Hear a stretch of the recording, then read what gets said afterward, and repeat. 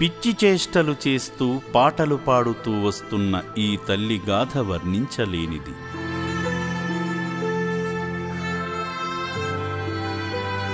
అందరూ ఉన్న ఏకాకి జీవితాన్ని గడుపుతుంది.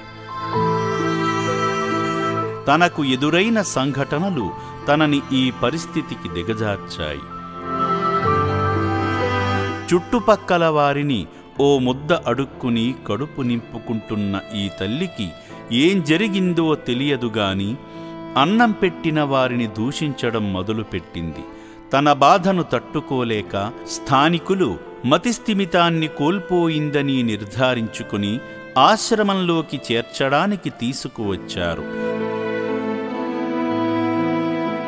ఇటువంటి వారికి ఓ ముద్దను అందించే అన్నదాతలై కదలివచ్చి మీ వంతు సాయాన్ని అభాగ్యుల రక్షణకై అందిస్తారని మనవి చేస్తుంది అమ్మా నాన్న అనాథ ఆశ్రమం.